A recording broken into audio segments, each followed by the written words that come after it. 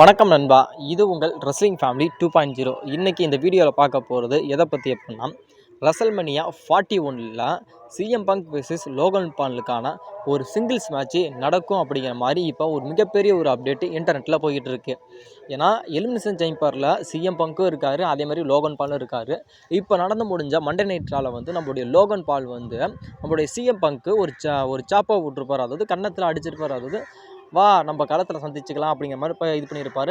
அது இல்லாமல் நம்மளுடைய லோகன் பாலுக்கும் நம்மளுடைய சிஎம் பங்குக்கும் ஒரு ஸ்டோரி வந்து ராயல் ரம்பிளே இருந்துச்சு. ஏன்னா சிஎம் பங்கை எலிமினேட் பண்ணது யார் அப்படின்னு கேட்டால் முழுக்க லோகன் பால் தான். லோகன் பாலால் தான் நம்மளுடைய சிஎம் பங்க் வந்து அந்த ராயல் ரம்பிளை வின் பண்ண முடியாமல் போச்சு. அதனால் கண்டிப்பாக இந்த வாட்டி நான் ஒன்றை எலிமினேட் பண்ணுவேன். அதாவது சிஎம் பங்க்கு, அதாவது நான் லோகன் பால் நான் கண்டிப்பாக எலிமினேட் பண்ணுவேன்டா அப்படிங்கிற மாதிரி இப்போ நம்மளுடைய சிஎம் பங்கு சொல்லியிருக்காரு. அதனால் இவங்களுக்குள்ளே கண்டிப்பாக மேட்ச் நடக்கும். ஒருவேளை நம்மளுடைய லோகன் பாலை வந்து நம்மளுடைய சிஎம் பங்கு வந்து எலிமினேட் பண்ணிட்டாரு அப்படின்னா, அந்த காண்டில் வந்து நம்மளுடைய லோகன் பால் வந்து நம்மளுடைய சிஎம் பங்கை கண்டிப்பாக அட்டாக் பண்ணி, அதனால நம்மளுடைய லோகன் பால் வந்து நம்மளுடைய சிஎம் பங்கையும் கூட சேர்த்து எலிமினேட் பண்ணலாம் அப்படிங்கிற மாதிரி சொல்லப்படுது. அப்படி ஒரு வேளை நம்மளுடைய லோகன் பால் வந்து நம்மளுடைய சிஎம் பங்கை ரிவெஞ்ச் எடுத்து எலிமினேட் பண்ணிட்டார் அப்படின்னு கேட்டால், கண்டிப்பாக நம்மளுடைய சிஎம் பங்குக்கும் லோகன் பாலுக்கான ஒரு சிங்கிள்ஸ் மேட்ச் ரெசல்மேனியா 41ல் நடக்கும் அப்படிங்கிற மாதிரி இப்போ சொல்லப்படுது. ஏன்னா நம்மளுடைய சிஎம் பங்குக்கும் சரி, நம்ம லோகன் பாலுக்கும் சரி மேட்ச் பண்ணால் நல்லா இருக்குமே அப்படிங்கிற மாதிரி இப்போ வந்து ஃபேன்ஸோட ஒரு மிகப்பெரிய ஒரு எதிர்பார்ப்பாக போய்கிட்டு இருக்கு. அப்படி ஒரு வேளை நம்மளுடைய ரெசல்மேனியா 41ல் சிஎம் பங்க் வெர்சஸ் லோகன் பாலுக்கான மேட்ச் நடக்குமா அப்படின்னு கேட்டால், மேபி இந்த மேட்ச் நடக்கிறதுக்கும் வாய்ப்பு இருக்குது, நடக்காமல் போகிறதுக்கும் வாய்ப்புகள் இருக்குது. ஏன்னா நம்மளுடைய சிஎம் பங்க் வந்து நம்மளுடைய சிஎம் பங்க்கு ரோமன் செத் அப்படிங்கிற மாதிரி இன்னொரு ஸ்டோரிலேயே இருக்கார். அதாவது இவங்க 3 பேத்துக்கும் ஒரு ட்ரிபிள் த்ரெட் மேட்ச் வைக்கலாமா அப்படிங்கிற மாதிரி WWE ஒரு டிஸ்கஷனில் இருக்காங்க. அது இல்லாமல் இன்னொரு பிளான் என்ன அப்படின்னு கேட்டால், நம்மளுடைய சிஎம் பங்குக்கும் சரி, நம்மளுடைய கோடிக்கும் சரி, அது இல்லாமல் நம்மளுடைய ஜான்சினா, இந்த மேட்ச்சில் வந்து நம்மளுடைய சிஎம் பங்குக்கும் சரி, நம்மளுடைய ஜான்சினாவுக்கும் சரி, இல்லை நம்மளுடைய கோடி ரோட்ஸுக்கும் சரி, ஒரு ட்ரிபிள் த்ரெட் மேட்ச் கூட வைக்கலாம், இது ஒரு சாம்பியன்ஷிப் மேட்சாக வைக்கலாம் அப்படிங்கிற மாதிரி இன்னொரு பேச்சுவார்த்தை இருக்குது. அப்படி ஒரு வேளை இந்த பிளான் எதுவுமே நடக்கலை அப்படின்னா, கண்டிப்பாக ஒன்று நடக்குது அப்படின்னு கேட்டால், கண்டிப்பாக நம்மளுடைய சிஎம் பங்குக்கும் நம்மளுடைய லோகன் பாலுக்கான ஒரு சிங்கிள்ஸ் மேட்ச் ரெசல்மேனியா 41ல் நடக்கிறதுக்கு மேபி வாய்ப்புகள் இருக்குது. கண்டிப்பாக மேட்ச் இருக்கும் அப்படின்னு மாதிரி கண்டிப்பாக நம்மளால் சொல்ல முடியாது. ஏன்னா ரெசல்மேனியா 41 நடக்கிறதுக்கு முன்னாடியே நம்மளுடைய லோகன் பாலுக்கு ஒரு ஃபைட் இருக்குது. அதாவது நம்மளுடைய லோகன் பாலுக்கும் அவங்களோட அண்ணனான ஜாக் பாலுக்கும் ஒரு மேட்ச் இருக்குது. ஆனால் இது வந்து ஜூலை மந்தில் நடக்குதுன்னு நினைக்கிறேன். ஜூலை மந்தோட அந்த எண்டில் நடக்குதுன்னு நினைக்கிறேன். அதனால் அந்த மேட்ச்சில் வந்து நம்மளுடைய லோகன் பால் இருக்கிறாரு அப்படின்னா, கண்டிப்பாக லோகன் பாலால் கண்டிப்பாக WWE எந்த விதமான ஸ்டோரியிலுமே அவரால் இன்வால்வ்மெண்ட் ஆக முடியாது. அந்த மேட்சுக்கான எந்த ஒரு ஹைப்னஸுமே அந்த இடத்துல வந்து நம்மளுடைய லோகன் பாலால் வச்சு கிரியேட் பண்ண முடியாது. அதனால் இந்த வருஷம் ரெசல்மேனியா 41ல் கூட நம்மளுடைய லோகன் பால் வந்து மேட்ச் பண்ணுறது அப்படிங்கிறது ரொம்ப ஒரு கிரிட்டிக்கலான ஒரு விஷயம் தான். ஏன்னா மேபி அது நடக்காது அப்படிங்கிற மாதிரி சொல்லலாம். மேபி அது நடக்கிறதுக்கு வாய்ப்பு இருக்குது, நடக்காமல் போகிறதுக்கு வாய்ப்பு இருக்குது. கண்டிப்பாக நம்மளுடைய லோகன் பாலுக்கு மேட்ச் கொடுத்தே தான் ஆகணும் அப்படின்னு கேட்டால், கண்டிப்பாக நம்மளுடைய லோகன் பாலுக்கும் நம்மளுடைய சிஎம் பங்குக்குமான ஒரு சிங்கிள்ஸ் மேட்ச் கொடுக்கலாம். அது மேபி WWE என்ன பண்ணுறாங்க அப்படிங்கிறமா மேபி வேணால் வெயிட் பண்ணி வேணால் பார்க்கலாம். இந்த வருஷம் எலிமினேஷன் சேம்பர் மேட்ச்சு வந்து ஒரு 6 மேன் மேட்சாக தான் நடக்க போகுது. அதில் இந்த எலிமினேஷன் சேம்பரில் யாரெல்லாம் இருக்கிறாங்க அப்படின்னா, நம்மளுடைய ஜான்சினா, ட்ரூ மேக்கெண்டர், செத் ரோலன்ஸு, லோகன் பால், அதுக்கப்புறம் நம்மளுடைய டேமியன் பிரின்ஸு, அது இல்லாமல் உங்களுடைய பெஸ்ட் இன் த வேர்ல்டான உங்களோட சிஎம் பங்க், இவங்க 6 பேர் தான் இந்த எலிமினேஷன் சேம்பரில் இருக்காங்க. ஆனால் இந்த வருஷம் 2025ல் இந்த எலிமினேஷன் சேம்பர் வந்து 6 மேன் எலிமினேஷன் சேம்பராக நடக்காது. அதாவது இந்த மேட்ச்சில் வந்து ஒரு ஆள் வந்து ஆட் ஆவாங்க. அதாவது 7 அப்படிங்கிற மாதிரி வரும். அதாவது 7 எலிமினேஷன் சேம்பர் அப்படிங்கிற மாதிரி தான் வரும். இந்த மேட்ச் இப்படி தான் நடக்கும் அப்படிங்கிற மாதிரி இப்போ சொல்லப்படுது. ஏன்னா எலிமினேஷன் சேம்பர்னாவே 6 மேன் தானே இருப்பாங்க. அதாவது 4 பேர் கூண்டுக்குள்ளே இருப்பாங்க, 2 பேர் ஃபைட் பண்ணிக்கிட்டு இருப்பாங்க. அதில் அதுக்கப்புறம் டைம் ஓடும், அதுக்கப்புறம் தான் ஒரு ஆள் வருவாங்க அப்படிங்கிற மாதிரி தான் நமக்கு தெரியும். ஆனாலும் இப்போ வந்து இதில் வந்து ஒருத்தர் கண்டிப்பாக இருக்க போகிறாங்க. அதாவது 7 பேர் அப்படின்னு கேட்டால் 4 பேர் கூண்டுக்குள்ளேயும் 3 பேர் ஃபைட் பண்ணிக்கிட்டு இருப்பாங்க அப்படின்னு இப்போ சொல்லப்படுது. இந்த மேட்ச் இதுக்கு முன்னாடி எலிமினேஷன் சேம்பரில் நடந்திருக்கா அப்படின்னு கேட்டால், கண்டிப்பாக நடந்திருக்கு. இது எப்போ நடந்திருக்கு அப்படின்னு கேட்டால் 2018ல் வந்து இந்த மேட்ச் நடந்திருக்கு. அதாவது 7 பேர் கொண்ட எலிமினேஷன் சேம்பர் வந்து 100% நடந்திருக்கு. இந்த மேட்ச் வந்து நீங்கள் நம்பல அப்படின்னு கேட்டால் யூடியூப்பில் போய் நீங்கள் அடிச்சு பாருங்கள், கண்டிப்பாக இதுக்கான ரிசல்ட் கிடைக்கும். சரி ப்ரோ, இப்போ நீ சொல்கிறதெல்லாம் ஓகே தான். இப்போ 6 மேனுங்களோட 7 அப்படிங்கிற மாதிரி நடக்குது அப்படின்னு உங்களோட ஒரு வார்த்தைக்கு வச்சுக்கிட்டீங்க அப்படின்னா, இப்போ வந்து 7 பேர் அப்படிங்கிறதுல இன்னொரு ஆள் வந்து ஆட் ஆகிறால, அதுக்கான என்ன ஒரு அவசியம் வந்துச்சு அப்படின்னு நீங்கள் கண்டிப்பாக கேட்பீங்க. அதுக்கான அவசியங்கள் என்ன இருக்குன்னு கேட்டால், உங்களுடைய ராக்கு தான். ராக்குனால தான் இப்போ வந்து 7 அப்படிங்கிற மாதிரி மாறப்போகுது. ஏன்னா இப்போ வந்து இந்த எலிமினேஷன் சேம்பருக்கான ஹைப்னஸ் வந்து சுத்தமாக ஃபேன்ஸ் மத்தியில் இல்லை. ஏன்னா ரெசல்மனியா 41க்கு ஃபேன்ஸ் மத்தியில் ஹைப்னஸ் இல்லை. இந்த லட்சத்தில் இந்த எலிமினேஷன் சேம்பருக்கு ஹைப்னஸ் இருக்கா அப்படின்னு கேட்டால் இல்லை. அதனால் இப்போ நடந்து முடிஞ்ச ஸ்மாக்டவுனில் வந்து நம்முடைய ராக்கு சொல்லியிருப்பார், கண்டிப்பாக நான் எலிமினேஷன் சேம்பருக்கு நான் வருவேன் கோடி, கண்டிப்பாக நீ வந்து எனக்கு நான் என்ன கேட்டனோ அதை வந்து நீ எனக்கு பண்ணணும் அப்படிங்கிற மாதிரி சொல்லியிருப்பார்.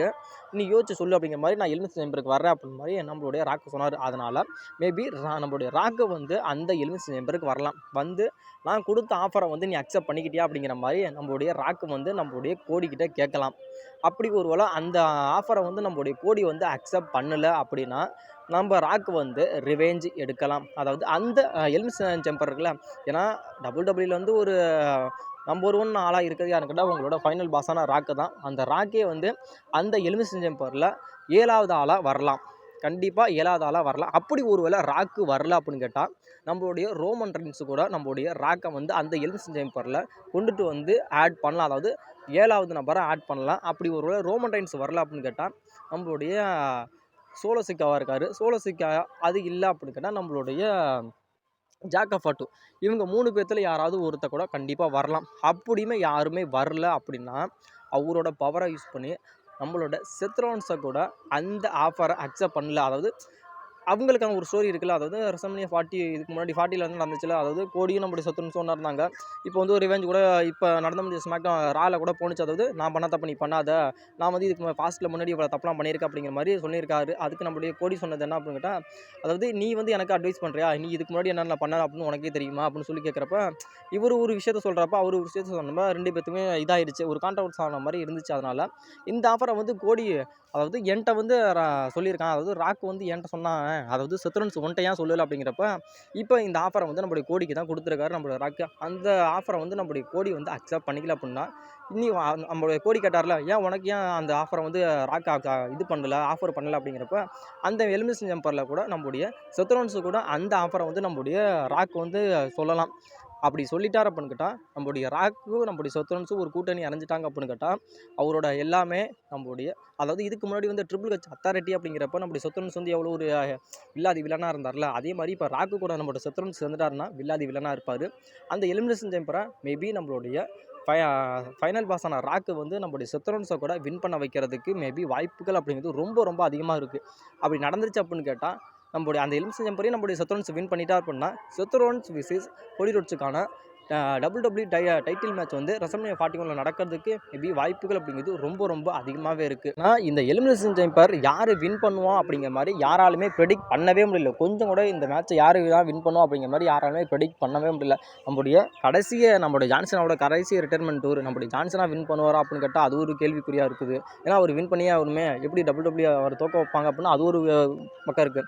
நம்முடைய சிஎம் பங்கு அவருக்கு ஒரு பக்கம், ட்ரூவாக இருந்தால் ட்ரூவுக்கு நம்ம டேமியன் அவர் ஒரு ஸ்டோரியிலே போயிடுவார். லோகன் பால் இருக்கானா லோகன் வந்து அவர் ஒரு ஸ்டோரியில் போயிடுவார்.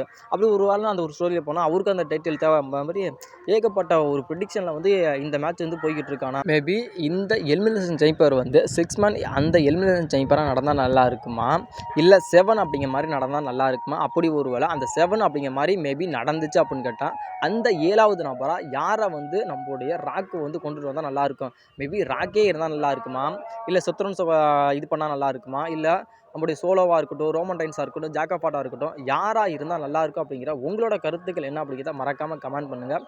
இப்போ வந்து நம்முடைய கோடி ரோட்ஸ் வந்து நம்முடைய ஃபைனல் பாஸான ராக்கு சொன்னதுக்கு அந்த ஒரு ஆஃபரை வந்து அக்செப்ட் பண்ணுவாரா பண்ண மாட்டாரா. அப்படி ஒருவேளை அக்செப்ட் பண்ணலைன்னா இப்போ நான் சொன்னல இந்த விஷயங்கள் அப்படியே நடக்கிறதுக்கான வாய்ப்புகள் அப்படிங்கிறது ரொம்ப ரொம்ப அதிகமாகவே இருக்குது.